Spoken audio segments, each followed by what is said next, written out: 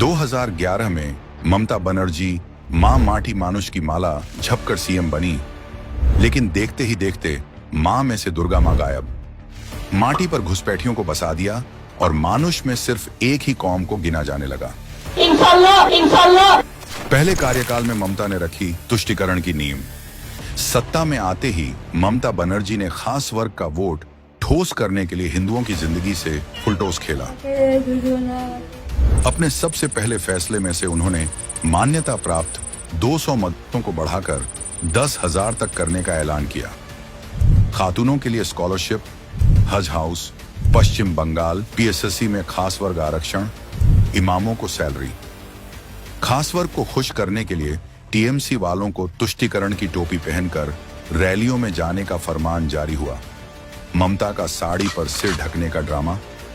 अभिषेक बनर्जी जनसभाओं में कल पड़ने लगा। कट्टरपंथी धर्म गुरुओं से समर्थन लिया गया और इमामों को प्रवक्ता बना दिया गया।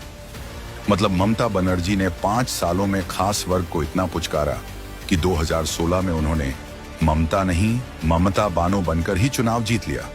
दूसरा कार्यकाल हिंदू विरोध का काल।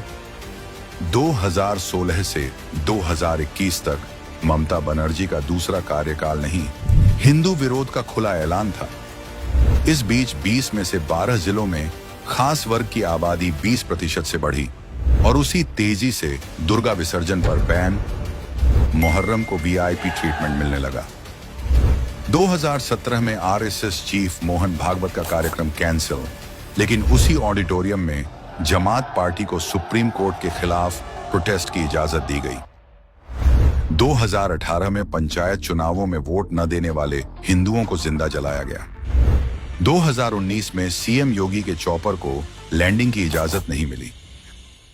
रामनवमी जुलूसों पर पाबंदी, सीएए एनआरसी में विरोध के नाम पर हिंदुओं को निशाना बनाया गया।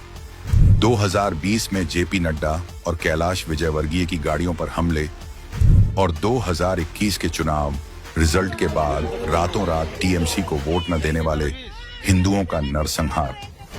दीदी का लोकतंत्र अब ममता बानो का शर्या मॉडल बन चुका था। तीसरा कार्यकाल बंगाल में कट्टरपंथियों का स्वर्ण काल। तीसरी बार सत्ता में आते ही ममता बनर्जी ने सेक्युलरिज्म का दिखावा भी छोड़ दिया। 40+ खास वर्ग के लोगों को टिकट देकर विधानसभा को बांग्लादेशी पार्लियामेंट जैसा बना दिया। चुनाव परिणाम के दिन ही हिंदुओं पर हमले हुए और पलायन शुरू हुआ। टीएमसी विधायक हुमायूं कबीर ने 2 घंटे में हिंदुओं को गंगा में बहाने की धमकी दी। सिद्दीकुल्लाह चौधरी ने सड़कें जाम करने का फार्मूला बताया। तो ममता का लेफ्ट हैंड कहां जाने वाला फिरहाद हकीम ने हिंदुओं के धर्म बदलने की धमकी दी। सरकार के संरक्षण में संदेश खाली में शाहजहां शेख अजमेर कांड दोहराया। बीजेपी की हिंदू विचारधारा को गंदा धर्म बताने से लेकर महाकुंभ को मृत्यु कुंभ कहने तक ममता ने दिखा दिया कि सत्ता के लिए वो किस हद तक गिर सकती हैं।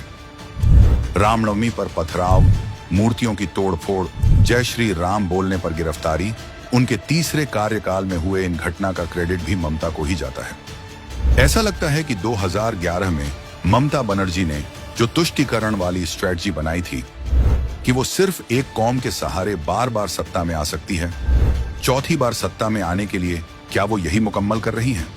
और शायद यही वजह है कि बंगाल में कट्टरपंथियों को खुला मैदान मिला हुआ है। लेकिन अब हिंदुओं के पास फिर एक बार मौका आया 2026 में ममता बनर्जी को उखाड़ फेंकने, बंगाल को फिर से हमार बंगला बनाने का।